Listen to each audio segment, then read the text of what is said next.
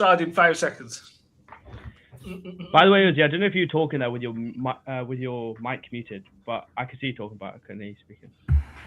Oh my god, this is nerve-wracking. But okay, hello everybody. Welcome into this episode of the Prem de la Creme. A very special one because we're on the new account. So if you're new here, make sure to drop a follow. This is the home of great football banter. And every Sunday we will go live and talk about what happened this weekend. This weekend on the esteemed panel, well, we have the regulars, -1. We have the absolute regulars, the GOATs. So I'm going to let them introduce themselves. So I'm going to go that way, and then they're going to work their way down. So on my screen, that's official Uzi. So Uzi, chat to the people. What's happening, guys? As you know, I am the Manchester United rep. We move on. No belt today for you. No belt today for you. I don't even know whether. Oh, it's here, but it's not. It's that. Pack it away. Put it away. Just put it away. Bro. I have to put it away. Honestly, for this game. And then we got Mac as well in a new setting today. Mohammed Azhar probably noticed he's in a new setting because he's such a regular. What's happening, guys? I'm the Arsenal rep. Was a good weekend until this team played. Sad. We can check man sunlight liquid. And then we got down below, we got the corner flag, Mr. Nawaz. How's it going, everybody? Yeah. No, it was a depressing weekend. Chelsea also bottlers. Just have to say that. They forgot that we don't want Arsenal in the league, so I don't know why they're getting last minute equalizers. Yeah, but yeah, no, I'm happy to be here. Nice. And then rounding us off, last but not least, my boy, Mr. Nikhil. What are you telling me? Hi guys, I'm a Liverpool fan, but I think after this episode I will be moving to golf as the preferred sport that I'll be watching. So yeah, keen to get this episode going and done. Nice. Well, I don't know about you boys, but I think we should start there. How about we start in West London, where Fulham played host to Liverpool and the game ended how the game ended. So I'm going to leave the floor to Nikhil and Nawaz to kind of give their thoughts on what happened. Yeah, I mean, Nikhil, I'll start off because I know you'll fill in the gaps for me. I think Liverpool. It was a game of 2 halves, but Liverpool also they playing like Barcelona, right? But listen to me. They're playing like Barcelona without the effectiveness. Like we're playing possession-based football with no threat. It doesn't make any sense. That's how Liverpool play. Centre back CDM, centre back wide man, centre back CDM. But when it comes to the final third, all of a sudden the boys forget how to play football. It was a strange one. It was a strange one because even when Liverpool were 1-1 into the game, then the man, he knows we're trying to chase a win, and he takes off his most creative, influential player in Florian Wirtz, who's on fire at the moment. 3 GA in 4 games. Come on. And then he takes him off when we still need one more goal. It doesn't make sense. But then at the end of the day, he also took him up for Frimpong, who got the assist for the second goal. Slot is a frustrating figure. I want to know. I'll debate it with Nikhil now whether we in or out, but I'm still iffy with him. Nikhil, I'll give it to you. Honestly, we've reached 2026, and Liverpool have played 2 games with 2 draws, and that's against Leeds and Fulham. It's a frustrating thing to look at with Liverpool because I feel we've got the players for creativity, but we provide no creativity, and it's just I still feel that it's boring play. And when Liverpool even win games, like how we won against Wolves, it's still not convincing enough, and it just shows in a game of this magnitude again away to Fulham. I think it's as I said, it's a frustrating figure right now. We spent over 200 million on strikers, and we got Cody Gakpo up front. So the luck obviously isn't on our side. I'll say injury-wise as well. But even when they are there, it is an impact. But I just feel that even with the substitutions, I didn't understand why Wirtz was coming off. Yes, he was having a good game. He was the most creative player we had. Unfortunately, right now, McAllister he's a shadow. He's just literally a body on the pitch right now. And I mean, he's even struggling himself to get in the game. Gravenberch and Jones, I'm seeing Gravenberch spending more time running backwards and basically being more creative than the man that he used to be for us. So anyhow, obviously the goals. Liverpool will be the only team The only team who will let somebody score, I think their first goal for Fulham, where he shoots, and I can bet my life the guy can probably do that 100 times again after that, and he will never be able to score that goal. But Liverpool and conceding late is just something of a trend right now. If it's not coming from a corner, it's coming from an absolute worldie, which obviously stunned us. I mean, Cody Gakpo pulled a Richarlison, literally. Yeah, that is terrible. It is terrible. But you know what? Like you were talking about McAllister there. Yeah? Liverpool, like we don't have bad players. That's one thing. As much as we're having Yeah. a very strange season, one thing people can never say is that this is like Roy Hodgson, because Roy Hodgson was a terrible manager with terrible Mm, players. Arne Slot mm. has the players, and this game there is just one example out of many examples this season where he's playing the players not in their strength, not using them to their full potential. Why is McAllister the best midfielder that you have there out of the starting 11? Why is he the deepest midfielder? He should be the number 10. Why is Curtis Jones the number 10? Like, that Curtis made no Jones is sense to me. always in the front. Curtis Jones, any ball that we have in the He box is doesn't even Curtis go Jones that front. is there. It is Curtis, and it's just it's frustrating. I mean, Liverpool played with Cody Gakpo up front, but when he had his first one-on-one, shot the ball like he hasn't, literally typically like he hasn't scored in 2 months, because he hasn't. I think it was 2 months that they said he hasn't scored a goal for Liverpool.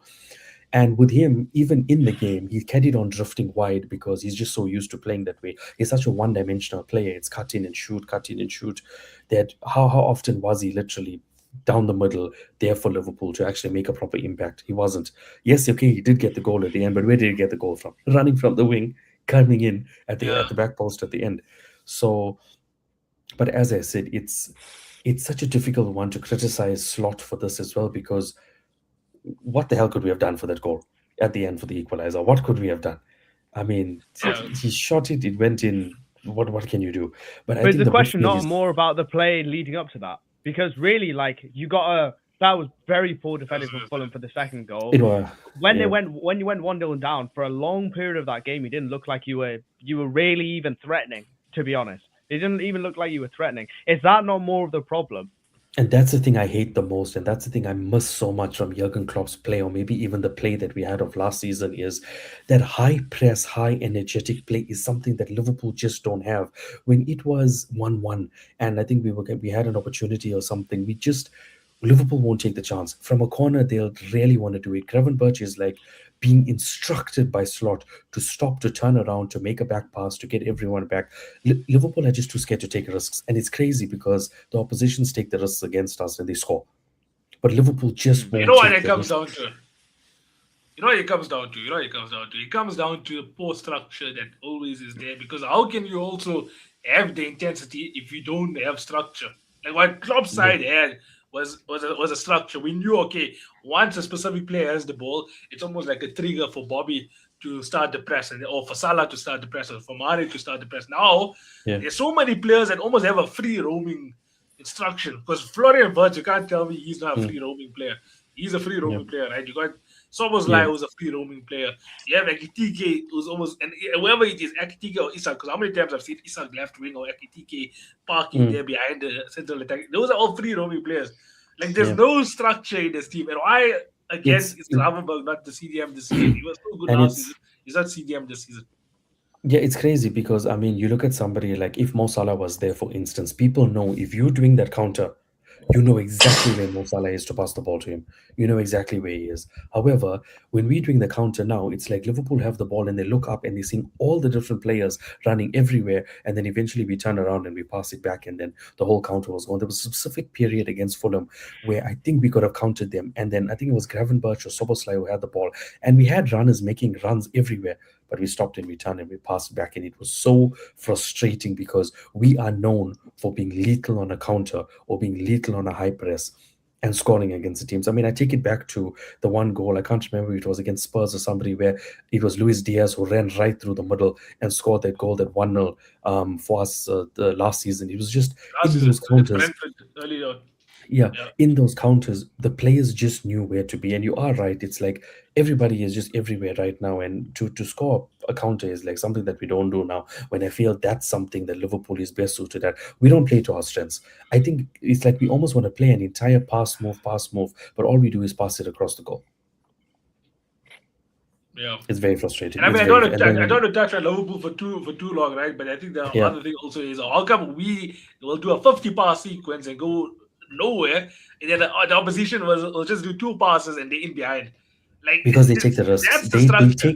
They take the risks for the passes to actually get it in the box or make those passes in the. They know that they probably can get counted, but they take the risk in order to do it. And guess what? Their chances pays off. We try to be too perfect or try to make the perfect pass and end up getting 10 or 50 more passes than the opposition just to go nowhere.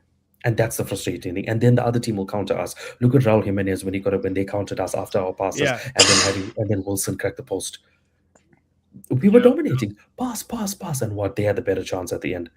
And then Van That's Dijk why, had to like clear I it off the line. always say, if this Liverpool team can figure it out, it'll be a very dangerous team. And now I don't know, like this slot guy, Are we not I past love that him. point?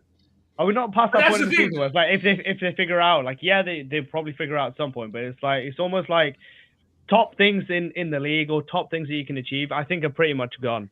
Do you not think? Do you not think Yeah, it's too far? perfect. Yeah. That's what I'm saying. That's why a lot of Liverpool fans want this Arne slot out.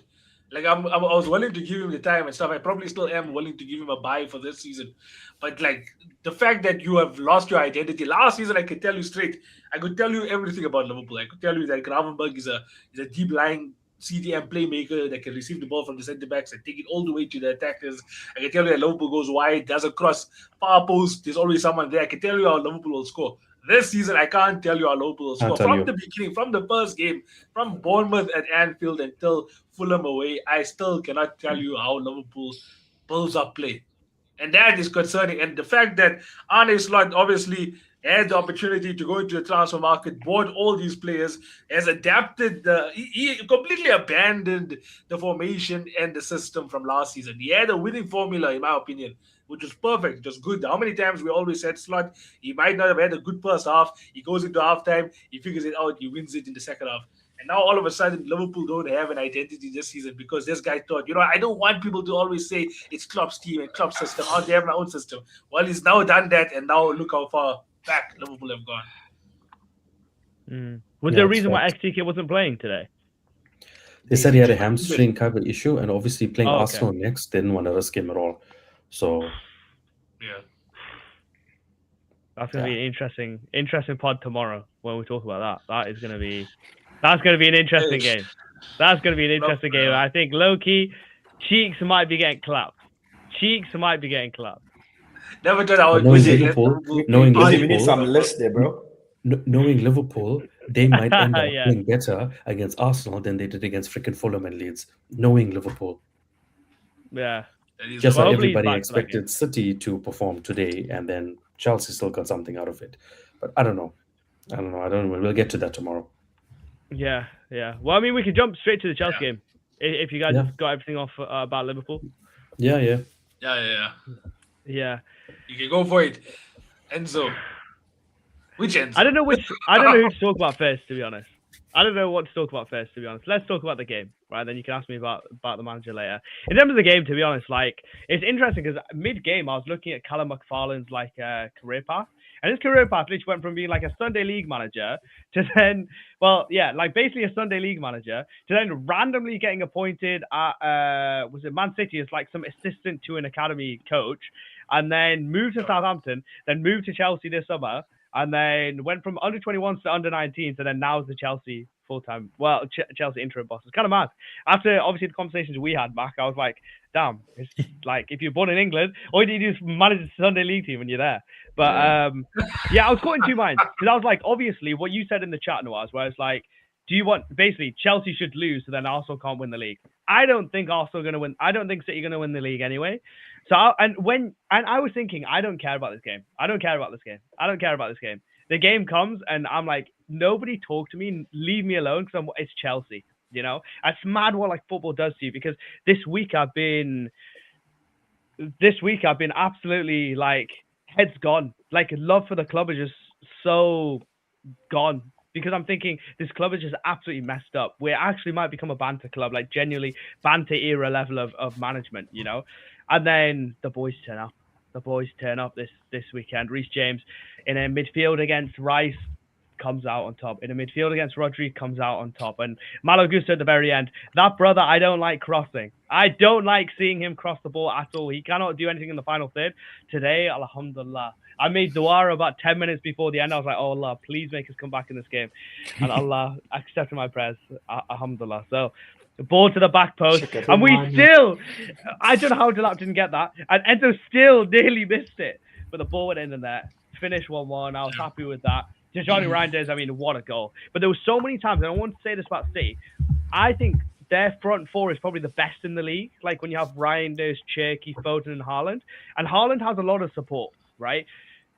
Foden and Cherky, there's a problem there, in my opinion. There were so many times Cherky was free and Foden didn't pass the ball to him when it's like simple on a play. And there was one time with Foden where Cherky should play the ball into it. I think that might be a problem. But yeah, ultimately, I don't think City will win the league. They weren't good enough today. Their defense is too big of a problem. And Chelsea came away with a draw. And I love the fact that Enzo celebrated that goal. But in my head, I'm kind of like, bro, you know what I mean? Like big Chelsea, we shouldn't be celebrating draws. You know what I mean? But it's like the stage of football club that we are now. I mean, we'll take what we can get. Yeah, I fully agree with you also on the fact that City ain't going to win this league because of how bad their defense is. I mean, I think all of us would have predicted at the beginning of the season, because obviously, take away your hindsight, but at the beginning of the season, we all would have predicted Liverpool or Arsenal to win the league. And now it looks like it's clear on Arsenal, though. Yeah. I think Haaland did have some chances. I mean, the one chance where he skinned Buddy Ashil and bent that thing in, I was like, the O was ready to celebrate. Oh, yeah. And then he just smashed the post. I mean, that was 2-0. I mean, that was going to be, that was 1-0. That was going to be 1-0, I think, right there. He was already. But yeah, I mean, didn't take your chances, came back to bite them. So, I mean, Pedro Neto, I don't know if you boys watched that game, right? Did any of you watch it? I watched it. Yeah, that Pedro Neto chance, I'm sorry. I think he's really good. I think he's played well for us. I don't think he's like in a team that can win the Premier League or a team that wins the Champions League. I don't think he can be a starting right winger, to be honest, unless you have an elite level manager. That chance that Enzo Fernandez basically creates for himself, that is absolutely shameful that you put it over the bar there. Like, that is so shameful. I just couldn't. I was watching. I was like, you're a professional footballer for Chelsea Football Club. You do not put that over the bar. Like, you actually, like, that is just absolutely disgusting. And Cole Palmer, one thing I'll say about Palmer is there's some sort of disconnect with our front line, right? Because Palmer didn't want to pass the ball to Neto in the first half. He held onto the ball for way too long when we were taking counterattacks. And he's just like not in rhythm yet. And I think that might be a problem for England, because if he's not in rhythm, I don't think England win the World Cup. But that guy, like, he coming back from injury, I need to see by February time, and there's loads of games now in January. Hopefully he stays fit for the whole month, but like, I need to see more from him. And I think the coach, I don't even know what the hell his name is. I forgot what his name is. But the coach was wrong to play Esteval, Enzo, and Palmer in one team, because there's just no physicality. And we were getting absolutely overrun in the first half in terms of physically. And City brought their way into the game, and then ultimately they scored the goal. And then when he changed it and brought Santos on, you know me, I'm not the biggest fan of Santos. He impressed me today. And so did Jorgensen. Jorgensen was okay as well. When I saw him on the team sheet, I was like, oh my God, I don't want to watch this game. I really don't want to watch this game now. Yeah, I was also surprised. But what happened to Sanchez, though? Is he injured? He was injured. He picked up a hamstring knock or something. And then Fofana was out with fever. When he was he was in the Alps over the last like 3 days. So that's really good, mate. When we're trying to recoup our league position, and you man are bloody going to the Alps. Like, come on, man, pattern up. You've been out for so long. I'm just thinking it's just silly, man. It's silly. They're getting a winter break in a month. You know what I mean? Can you not just wait? You know, you get paid 200 grand a week to be a centre back for Chelsea Football Club. Can you not just wait? But in the end, it was immaterial. We got a point, and I'm happy with it. Yeah, I mean, it was something that I don't think a lot of people saw coming. People thought with obviously the dysfunctionality in Chelsea right now, the manager leaving, assistant manager there, interim manager, like, you know, so much happening with the club right now, and the way City were playing, people thought, right, you know what, walk all over them, and it's the worst time for Chelsea to play City. But City didn't take their chances. Chelsea came back. Yeah, because City did have a lot of chances in their game still. That's the thing. And I feel like City, over the past couple of game weeks now, they've shown that the ruthless City going forward, but they've always shown also now the vulnerabilities at the back in the past couple of games. So that for me is probably what doesn't make City win the league this season. The fact that he's so vulnerable at the back. Because even Rodri was there. He was there today, but he's not the Rodri of old, is he? Yeah. It was. He was slow. I don't know if you noticed it, but he's like really slow on the ball. I mean, he only played half an hour the other week, but he was so slow. It was crazy. So I can't really take James beating Rodri and like a bout. I can say it, but it's like kind of a shameless win, because Rodri is still coming back. He's still coming back from fitness. But the coach got it wrong in selection in first half. That's about you just can't play that three. But it's good to see Andre Santos actually did something.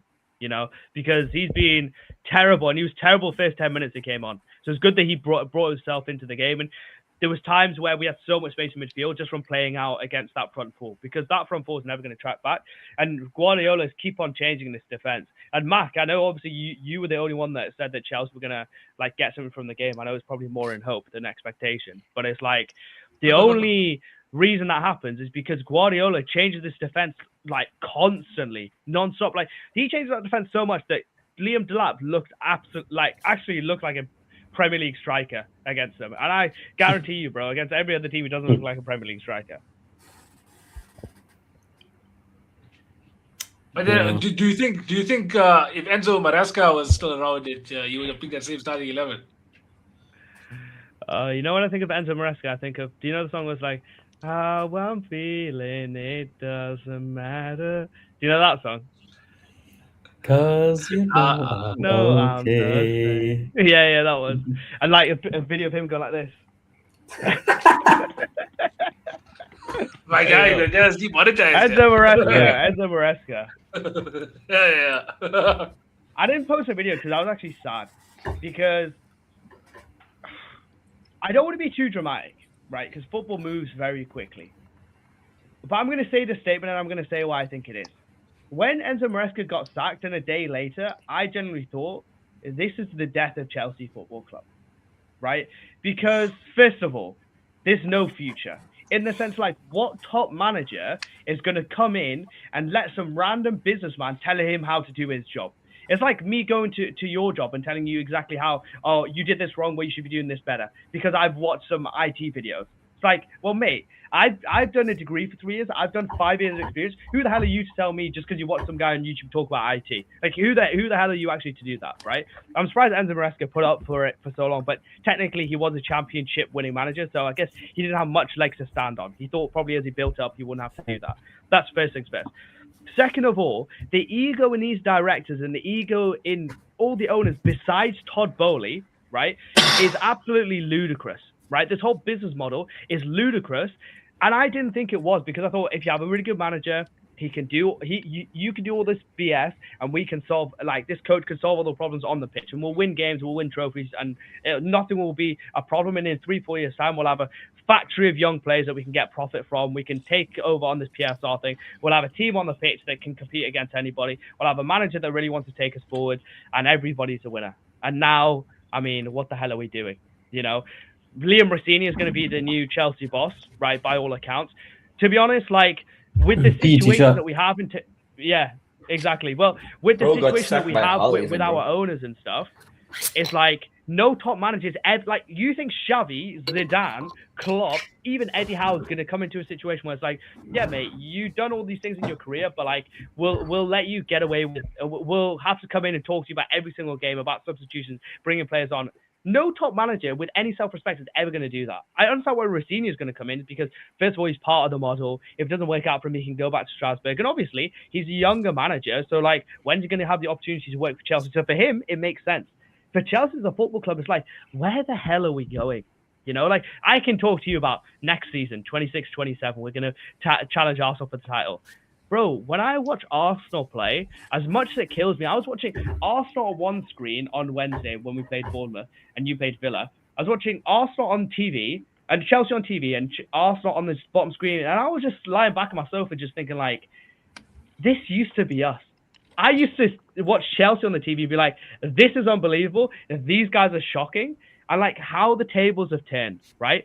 But our leadership, our owners, need to fix up, because we're actually losing the club.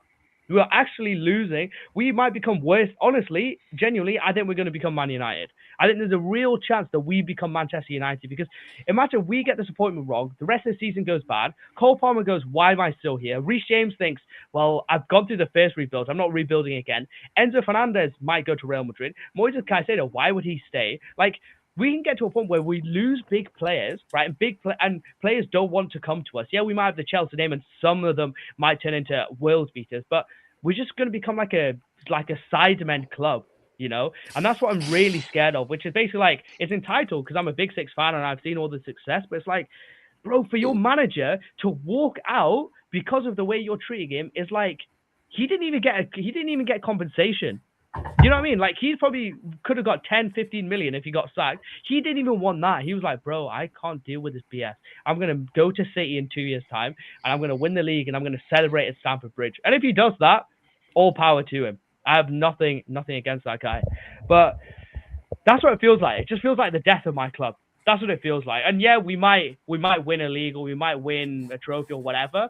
But until these owners change and until like there's a change of approach upstairs. Oh my God, we're going nowhere fast. We're going absolutely nowhere fast. Yeah, that's because like if you look at Chelsea, like which manager would think, okay, I'm safe to be in this club long term. Also, right now Chelsea is looking more like a stepping stone club, and I think that's still a good position to be compared Bro, to. we were one of the biggest clubs in in the world, and now what you're saying is exactly right. Why would a big manager come? Because first of all, he's not going to listen to some random businessman telling him what to do, right, about his job. Xavi's never going to listen to that. No top manager is ever going to listen to that, right? That's first things first. And as you said, oh, okay, if you don't get on with your seniors, we'll kick you out, even if you're doing a good job. What sort of bakwas is that? Like, what sort of nonsense and foolishness is that? It makes no sense. Makes no sense. This guy got us top 4 Conference League, won the Club World Cup, is doing amazing now, and they're trying to spin this PR bullshit of like, oh, he was talking to City, so that's why the relationship deteriorated. Shut up, man. Shut up. Because I know there's going to be fans people in the fan base that go, oh, well, he was talking to City. Oh, well, he was looking at United. It's like, shut up. Shut up, because like it's just absolute. First of all, it's nonsense. You're falling into this blue coat model bullshit, which means they can get away with more of their nonsense of like buying silly players, just thinking of it as a business model, not letting the manager actually manage, not letting anyone have control apart from themselves. It's like, bro, I put so much emotional time. Millions of Chelsea fans put so much emotional energy into this club, and you're just ruining it. Like, you're just coming in like a virus from the inside. So it hurts, bro. It absolutely hurts. And the fact that Enzo Maresca left, I don't feel good. You know, I don't feel good. Yeah, I think with Chelsea, the problem here is I don't know, there's no patience. Even if you win something currently from the owners and stuff, there's just no patience. So big managers, as we say, they're not going to look at that and be like, what am I going to come to Chelsea for, just to get my reputation embarrassed and then get sacked and kicked out? If you could do it to people like shitty, like Graham Potter, do it to someone as big as a club legend like Frank Lampard. You know, I mean, look at Di Matteo. He won the Champions League. I mean, they were next shit. season. And the next season No, because there's a difference. There's a difference, Nikhil, because you're right. That is absolutely right, right? Like, why would you go to a place that you're going to get sacked? I understand that, right? First of all, there's a reason, because one, you get money, and also it's Chelsea, but still a massive club. But the problem with this is that the sporting directors and the owners are not giving the coach any level of, like, authority, any level of, like, we believe in you, back this. Like, why would anyone with any, like, when you're trying to achieve things at work, you need to have some level of, like, you know what, Hamza, we believe in you, go do it. Right, whatever you want to do, we'll go with the failures or we'll go with the successes. It's fine. We believe in you. If you don't have that, why the hell would you come to that job? Like, why would you do that? That's why we're having Liam Rosenior come in or Felipe Luis come in, because they're unproven managers that want to use Chelsea to look good on their CV, which makes absolute sense for them. And I think Liam Rosenior is a smart guy. Yeah. I know he's a PE teacher, and it didn't sound good, his what do you call it, like his motivational stuff, right? A halftime team talk. But like, I've seen him in England, I've seen him on the Debate. That was a show that was on like maybe 6 or 7 years ago on Sky Sports. He was always very eloquent, and you could tell he was going to be a good manager. So like, I think he'll be an okay coach. He's worked with some of the players before, like Delap and Andre Santos and Penders and things like that. But it's just like, flipping out. Unless he does an absolute madness, this club is not in the position to win. this club is not in the position to be successful, which I can't ever say before was ever the case. That we went in a position to be successful. Like this feels like Arsenal of like 2019. You know, that's what it feels like, but worse. Or even when Arsene Wenger the last couple of years. I feel like this is how it would feel like. Yeah. But it is worse. It is worse because of the fact that it's like there's no future, like you said. It's like with Arsenal, with Arsene Wenger, it's like okay, once Wenger goes, we'll rebuild again because the owners are still there. But these current owners, it's like I don't know what they're playing because, like you said, also they kept the same model owners, now so is by approach. If I remember the correctly, approach man, is it's the terrible. same owners. Stan Kroenke owns it, right? Arsenal, yeah. Stan Kroenke's son, I think. Yeah, Josh Kroenke. Kroenke still own it, yeah, essentially. But with Chelsea, it's like you're basically Leonardo DiCaprio FC. You'll only go for the 25-year-olds and younger, and then you'll don't even like give the manager time. That's the thing. Like with Enzo Maresca, you'll just won the club World Cup. Give the man time, but you'll need to give them authority also. I feel like I don't know how true this is. I'm sorry, you can maybe confirm this. I read somewhere that Enzo Maresca said that he didn't even have full authority over lineups and substitutes. Is that true? I saw reports about that, but it came from Matt Law. Matt Law is like he's not a very respected. He's like, for some reason, he gets a lot of access at Chelsea, but he's not a respected source. So I don't know, but I wouldn't be surprised. Honestly, I wouldn't be surprised if that was the case because, like, why is Garnacho starting every game, right? Why are all the I can't think of other players off the top of my head, but like Garnacho played loads of games, Sancho was playing loads of games when he was out of form, Mudryk was playing loads of games when he was out of form. It's like obviously there's some level of manager we don't trust you so much, you know. But I don't know, man. I'm hoping for a miracle, man. That we have a guy who can coach to the highest level possible, can deal with all the nonsense. Maybe Rossini is good because he's like, well, I'm not good enough to kind of be to hold the authority that you expect me to have. But then on the other hand, it's almost like Enzo Maresca earned that authority level that you should have, and then he earned that authority, and then he didn't get given it. You know, so it's like even if Rossini does good, then the owners are still going to screw you over. You know. I would say Enzo Maresca is probably the best yes man Chelsea's owners could have ever had. The fact that he was a yes man and still won 2 trophies, and he still looked like he was a manager that looked like he could really give any team in world football a run for their money. And it's true. Yeah. It is true because he turned up against the big teams. He turned up in the Premier League against the big teams. He did it against PSG. Okay, they were having a dip in form, but I mean, bro, they were unbeaten in November. The whole of November, I think they went unbeaten. And then December, they had the normal, typical Chelsea blip. I think maybe the owners forgot about Chelsea and they run in December. They should have spoken to him. I mean, he was stating it from the beginning of December. And then, nope, sorry, that's not good enough. Bam. Yeah. But, we were second, 3 points behind Arsenal. Second, 3 points behind Arsenal. Now we're 18 points behind. I have a question for you, Hamza, Nikhil, and Noaz. Who's in a worse off position, Chelsea or Liverpool? At this moment in time, Chelsea. You sure? Chelsea. As much as Liverpool right now, we've got the inconsistency. We still have the trust of the board for the manager, and the manager hopefully has the trust in the players that we have, and vice versa. Chelsea have to completely rebuild with the players that they have, with the manager that's going to come in, and for them it's a bigger problem. No, we both have problems. It's a whole model situation. We both have problems, but Chelsea's is a bigger problem. That's a whole managerial problem, bro. You're gonna get a new guy coming in with I get that, but at the moment, both teams got no identity. So from there, I'm saying who has the better chance on improving? Because just say they bring Rosinha in, and he fits in this model, blah blah blah, gets it all going. Yep. They're not. You know what I'm saying? That's what I'm trying to do. I think with Liverpool, I made a video about it actually earlier today. I think we are one signing away from actually getting an identity again. You need an anchor in midfield in order for you to get stability. Once Liverpool get like an out and out CDM, his main job, his credentials should be sweeping up, should be sliding tackles, should be being a tank in the midfield. Once we get that sort of profile in the midfield, I feel like we'll be a lot more stable because you can't control a midfield with McAllister as your CDM and Gravenberg, because Gravenberg this season is more advanced. I don't understand Slot. Is he forgetting that he created one of the best players in the league last season, putting Gravenberg at CDM? He hasn't been doing that this season. So on Slot, I don't know who else is calling the shots there at Liverpool. Once you can get like an out and out CDM and you partner him up with a Gravenberg or with a McAllister, I feel like Liverpool will be a lot better.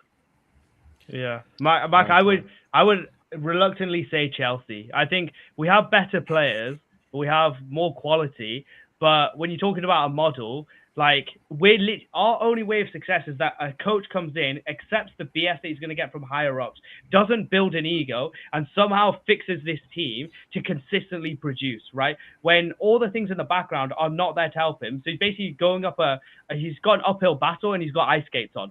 It's like, we're basically hoping that he's the best ice skater in the world, essentially. So in my head, like, Liverpool in a better position, but Chelsea have better quality. They have better structure, is what I would say. Yeah. Okay. Yeah, that's but one of the because reasons why I everyone's actually bottling in asked the the league, question. we're still in the top 4 race somehow. How the hell are we still in the top 4 race? You know? From We 4th dropped- till 10th, by the way. We've dropped like about 16 6 points. We've dropped 16 points in the last 7 or 8 game weeks, something like that. And we're still in the top 4 race, which is like, we can have a blip, a massive blip, and still be in that race. Whereas Liverpool are playing well and still aren't like pulled away, you know? So I think this season, I don't know, man. I can't confidently be like Chelsea will finish above them, but I'll have to see like the next couple of weeks. But I'm happy that the other teams haven't been able to jump on the fact that we've been terrible. No, personally for me, good idea.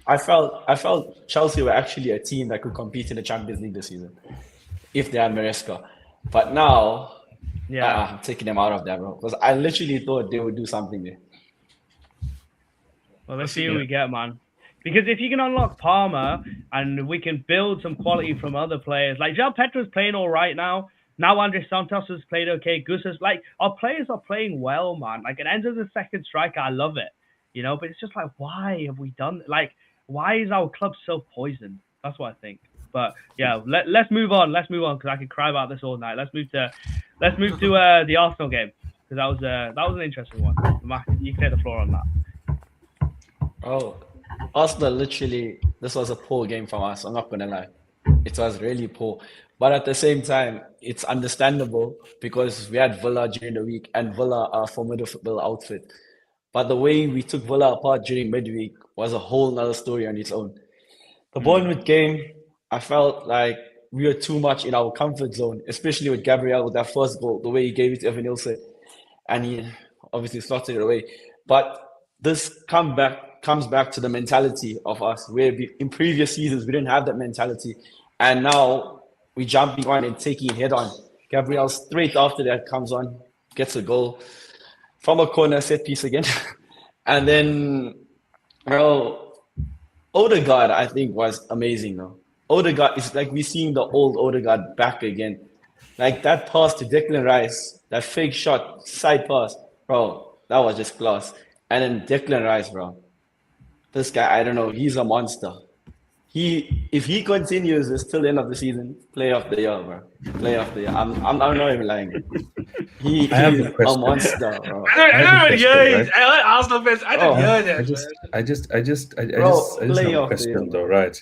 So I know that people were ranting and raving about Gokares coming in. He's this thing. He's the missing piece. He's everything. Do you actually believe? Because I think so. Do you believe that your missing piece was Declan Rice in this entire Arsenal team that you guys have right now? Do you believe? I think it that was he was the missing Gokares. piece? I'll tell you why. Because I'll answer you. I'll tell you now. The reason why I say this is, okay, the reason why I say this is, I know a striker is supposed to impact in terms of goals, but the way Gyökeres opens up the pitch for us is crazy. Like, we have more space going forward. No, listen to me. Let me land. If you saw that goal, Declan Rice scored the third goal, bro. He literally pulled 5 players away. 5. And created that space for him to get onto the ball. So you'll see the difference when Jesus comes on. Jesus just stands there, bro. He does nothing. The ball falls to him and he can finish sometimes. But I think Gyökeres was the missing link, bro. Off the ball is massive. Absolutely. But then he's a striker, so you're trying to say off the ball he's there and bought for creating space, and Declan Rice is the one scoring the goals. So it's like opposite effect. Yeah, but between Nikhil, that's both his of them. agenda. It's the That's context, his bro. agenda. It's the context you're looking at. Yeah. That's his agenda, bro. But He should looking score at more. looking at it overall, Declan Rice has been a player that's done it for you guys, for scoring goals, for defending, for creating goals, for passing. He is like the engine that I feel freaking any team in the Premier League would prosper from. Declan Rice fits into probably any team in the Premier League right now, because what Bro. he delivers and what he gives is so much more than just a midfielder right now. It's crazy. It's crazy. And I mean, I feel he's the missing That link is for you pure guys. credit to Arteta at the same time. Because if Declan Rice was sitting at 6, you wouldn't be seeing the same output from him. He was the one that drove him forward. He is putting Gyökeres up front. By that, I'm telling you, Gyökeres was the missing piece. Declan Rice, obviously, no one can replace him. I'm not denying that. But we don't have a striker up top that stretches defenses like how Gyökeres does. But then That's right now, my and point. this is You just could have hearing gotten a this. discount. You could have gotten a discount because we were selling Yeah. Darwin Nunez. We would have given you a discount and someone that could do the exact same thing. Darwin Nunez is also a proven Premier League winner, doing the exact same thing. Yeah, this is Darwin Nunez. We don't care about that. Look, I've seen this, that people say that Gyökeres is like the third or fourth choice striker for you. They're saying that Marino is better, Jesus is better, Trossard is better, and now obviously they think maybe even Kai Havertz coming back would probably be better. So if you had to see, okay, against Liverpool, who are you putting up front? Gyökeres, bro. Definitely starting Gyökeres. I saw a lot of Arsenal fans starting Jesus. But what does Jesus offer you? Honestly, what does Jesus offer you? I know you'll say Gyökeres can't hold up the plate. Can Jesus do that? But Jesus looking clinical in that goal that he scored. Bro, that's one in a million. That is 1 in a million. But he came back. Jesus had how many times he had the previous seasons to win us the league? Against Southampton 3 years ago when we drew 3-3. If that guy scores, we win the league. He had so many chances, like Giroud in flipping 2013 when Enzo was putting on the plate for him. Bro, I get that. He's an amazing player. But Gyökeres was the missing piece.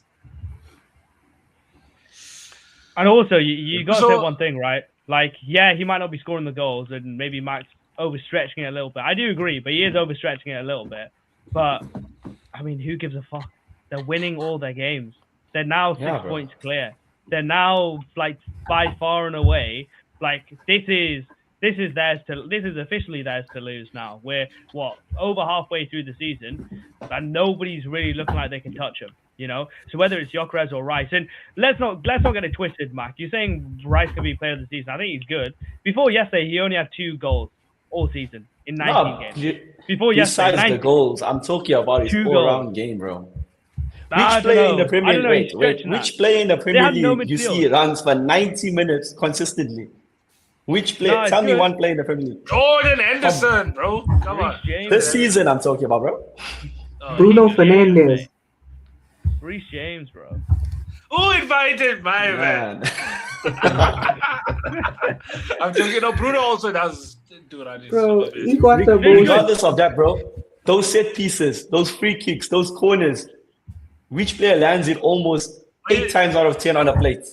Bruno Fernandes, because we also have the most joint. We have the joint most. Lost your Bruno debate, brother. Don't worry about that. Lost that. Are you trying to force a Declan Rice thing here? I'm giving you the facts. I'm not trying to force anything. I'm showing you people who watch with their eyes, people bro. trying to compare him to Torre. Like that to me was like I heard that. Despicable, bro. Like no, that's different. I'll see Arsenal fans for years, bro. Try to do that. It's like you're not doing that, bro. Just because he's an athletic freak. He was running a right back at a 95th minute against whoever you played in the week, Villa. Or was it Villa? Villa. Yeah, I know it's incredible, but it's like a genuine response. Pause. But you're like your genuine fitness will die. Because Mac was asking, I'll give you a genuine response. Szoboszlai can genuinely do that also. Yeah, and Bruno Fernandes as well. Yeah, Szoboszlai actually. The stats is there, bro, because if we literally have the same amount of set piece goals, and Bruno takes all our set pieces, free kicks, corners. True. So Bruno's class. Bro. Bruno's class. Yeah, but I'm just putting my shout out there. No, Declan Rice is good, right? And you know what? Like Hamza said, you all are winning your games. You all might even win the league. So I'm not going to discredit you all. But the minute you'll Yeah. start having conversations that no one asked for, then that's when you'll start Yeah. because Declan Rice, right? He's very good. Don't get me wrong. But I heard some people already saying he's better than Steven Gerrard. Current Rice better than Steven Gerrard. Oh, bro. And that even if he wins the Yeah, Premier League, he getting still a won't lot. be because Steven Gerrard's having debates with Lampard and Scholes, who's won multiple. So Declan Rice winning one ain't gonna make him better than Steven Gerrard. Yeah. Yeah, it's a bit of a heavy But one. we'll wait But for on those that, Yeah, days. I get We'll wait that. for those. we'll wait. But on that note about There's still time. Bruno Fernandes, let's hear what Uzi has to say about United Hey, shit game. and Amram Ball and storming out of the press conference. And let's talk Remember about the why Wolves not? game. It's a Yo, lie. Uzi, Yeah, because I'm the go host back today, to yeah, Wolves game. we're gonna go back to match week 19 because this is a match week 19 and 20 roundup. Let's talk about the Wolves game first, and then let's build into the leads. Let's have our starters before we have our mains. Let's go. Oh, right. Oh. I don't even know why we went back to a 3-4-3 unprovoked, bro. Unprovoked. I think man should have just started off with It's Wolves. Bruno not being there. It's I'm like without having Bruno, we do nothing. We just sideways football. Ugarte receives the ball, he looks front, he turns back. He gets the ball again, he looks forward, he gives it back to Martinez. We give it to Shaw gives it back to Martinez, it goes back to Lemons, and it just cycles around the back. It's so frustrating. Then when Matheus Cunha is calling for the ball in the pockets, they don't want to give him the ball. It's really, really frustrating. And at Wolves games, I don't know how Benjamin Sesko missed like 3 or 4 good opportunities in that game. But who else? Yeah. Bro, It was just forget wasn't forget even that the good Wolves today. game. Today, bro. Today That one also- here right in Good front. today. Today I don't understand why he didn't start Joshua Zirkzee first of all. He played Patrick Dogu, a left wing back. They played Patrick Dogu in a second 10. L hairline, bro. They played Patrick Dogu in a second 10, bro. You know why? It's because he scored against Newcastle. That's why. He scored against Newcastle. all of No, a sudden but, he can 10. but that was off the wing. That was a finish, Not in the 10, bro. Not in the 10. Yeah, I don't know why you had so many Was defenders on Amorim's first today. signing also. We've had 6 defensive players on the pitch starting the game. 6 defensive players, bro. By the way, I called the Wolves thing. These man called me crazy. I called the Yeah, Wolves thing. he I knew called you it, weren't bro. going to win that game. And then they went on to win that game. And what do you think about Amorim's comments after the game? Where he's like, I've got I 18 wanna months know. left on my contract. I want to know, what does he mean? I'm the manager of the team. I'm not the coach. I'm here for 18 months till my contract is done in 2027. Then the next guy is going to come in. He means he rules the team. No one can tell him what to do. Bro, He makes the final decision. But maybe there is a difference, isn't? I mean, maybe Mac will be There able is. to enlighten us because Yeah, it's there in is, the bro. system, but it's The different. manager What's has the total difference? control of everything. The manager has total control of everything, like finances, scheduling of everything, like the going onto the team bus, the number of people on it, all those like finer details. Whereas the coach is literally there just to coach the team. That's all he does. He's not part of the transfers, not part of all the admin work, nothing else. Just coach the team, purely that. The manager takes control of everything as a whole. but you must be a bit brain dead as a manager then to see that this 3-4-3 is not graphing when we had a 4-2-3-1 and Joshua Zirkzee in the 10 and we had Cunha at left wing. It was somewhat working. You take off Joshua Zirkzee at halftime against, who was it? Was it Wolves? Yeah, he scored the goal, right? To put us in front. We go in at halftime at 1-1. You take him off, you bring on all the youngsters, and then nothing happens there. It's just kick to kick it front and nothing happens. Today also, as soon as Joshua Zirkzee comes on, he gets an assist. It's Benjamin related to Sesko. Benjamin Sesko ghosted the whole game. Can we talk about Sesko though? Because I heard he had such a shocker. He is Oh, frustrating it's this horrible. entire fan base. There's this much patience that you can give a player, but his patience it's run out because against Wolves he hit the post, right, and he missed another like 3 good chances. Today, Casemiro hit a Travella cross to him. Brother went for the header. His face is here. The ball smacks him on the side of his face and it goes left. Then another one, Joshua Zirkzee goes to the byline. He cuts it across. So, brother is free. No pressure. He shoots it wide, not even on target, bro. Yeah. I watched the last like 20 minutes of that really- game. He wasn't very good. But he as wasn't soon very as we good. switched into that 4-2-3-1, we were playing so much better, though. As soon as Joshua Zirkzee came on. But it's Casemiro and Ugarte, bro. When you have them two midfield, They weren't you're doing too screwed, bad, bro. in my opinion, but they were getting overrun. Yeah. But it's like there's They no weren't movement doing of that too ball bad. forward. There's no movement like You can There's see no- how you much can project, Bruno but- progresses the ball. You can see how much he progresses that ball from that 8. yeah. Perfect then- picture. It's That's just so- really frustrating. 2 weeks in a row, frustrating football on the Can we all have a general consensus here that Benjamin Sesko is so far leading for flop of the season? No, Honestly, bro. You spent 130 unless- million on Vets, bro. Come on, man. Stop Buzz, being silly. Buzz No, but literally Buzz hasn't is been pulling performing up bad. storm now. Bro, he's played shit Nah, Buzz today. hasn't been performing He bad. had a nice goal. But Isak, He's playing Alexander shit today. Isak, boy.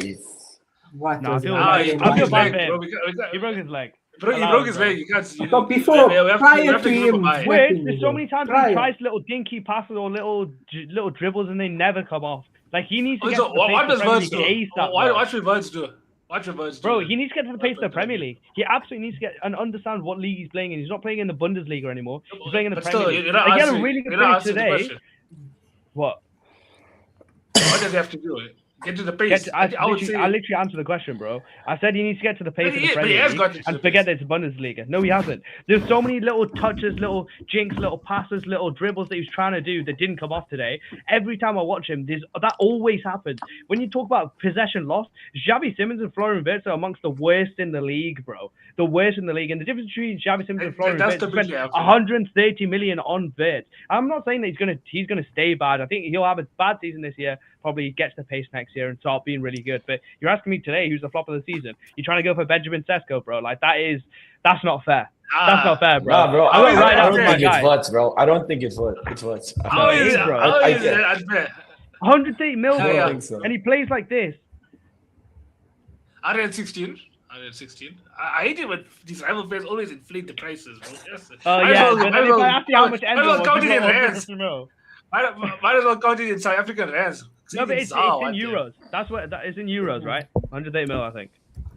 But like Just put the whole Liverpool Isak, squad, bro. prior to Isak breaking his leg, he would have been flop of the season because a Prem proven striker only having how many goals? I can count it on my hand. Even a camel could count it on there, to be fair. He always could. Exactly. So I'm saying for a Prem proven striker, you're paying that amount of money and he only amounts to 2 But goals. you can't judge him though. It's like Yes, really Fayad. a book with no ending. Fayad made a good point in the chat. Where's goal offside? What the hell were they doing with the line I today? agree What though. the Liverpool fans hell don't disagree. was And that? even the Q was it offside. I think it was offside, in all honesty. I was wouldn't a even tidy It argue. was. It was a tidy finish, but I'm pretty sure that was offside. It was offside. I'm pretty sure as well. Literally, I the thought line Bradley had a really good then game. I would, Can we talk about It was that? offside. Conor Bradley had a really good game. But yeah, Vets definitely, Bradley was good. absolutely. But Mac, who were you gonna say is gonna be who was flop of the season? Bro, I said Is it- Cisco. Isak. Oh, Sesko. It has to be What? Cisco, bro. Yeah. When you take into Bro, it has price to as be well. Cisco. Yeah, I think that. How much United bought him for? If it's not 60 odd or Cisco, it's 70? Isaac, bro. Under 100. It's under 100 more. What the 70 hell is million, West bro. done to you, man? 70. I think it was 75 or 72, something like that. The fact that United pay 70 every year for a striker is mental, bro. Just to score 1 or 2 goals.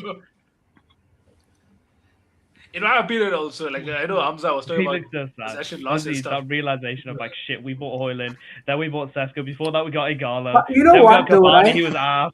Oh my god, I've never seen a good striker at United. Nah, Remember, Edison Anthony Cavani Martial could was still win the good. Ballon d'Or, by the way. They might still have to pay Monaco for that Ballon d'Or clause. Edison Cavani was a decent striker. He was a decent That's what you striker think for decent. Reds. Crazy. Bro, listen, right? I went. If you had Nico listen, Jackson, know what you I guys want? would be propping him to this day, bro. Look, right, I bad. watched Lukaku in his first season at United. I watched Ibra at his first season at United. Bro, when you Cavani grew in up, his season Rashford one AK. was the star, bro. When you grew up, Yeah, look, Rashford was that guy. That's crazy to think.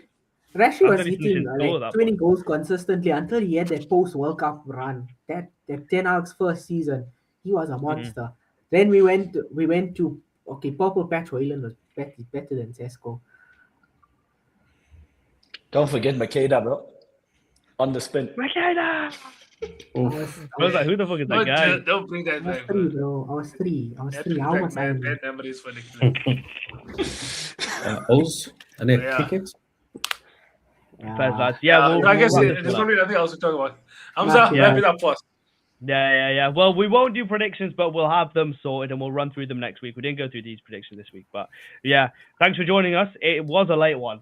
It's now 10:30 in the UK, so I think it's midnight midnight in South Africa, where most of you guys are from. So appreciate you guys jumping in. Make sure to drop this account a follow, Prem de la Creme, because this is where we're going to be doing the lives from now on, and this is where all our videos are going to be posted. So make sure to join the Prem de la Creme, and tomorrow we have a big episode with Mr. Jonathan Morley. So be here at 8 p.m., 8:15 p.m. CAT Central African time, 6:15 UK time.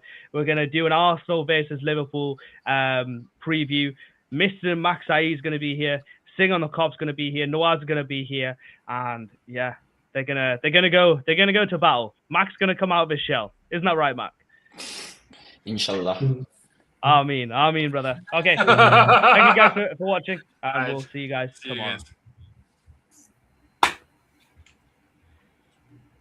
Oh, we got some rewards.